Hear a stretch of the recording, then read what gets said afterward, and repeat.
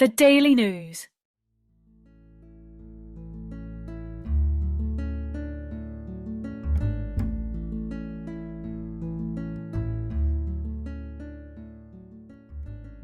The VELCRO crab, or spider decorator crab, attaches living sponges and corals to its body. The animal attaches those decorations to thin Velcro-like setae that extend from its exoskeleton.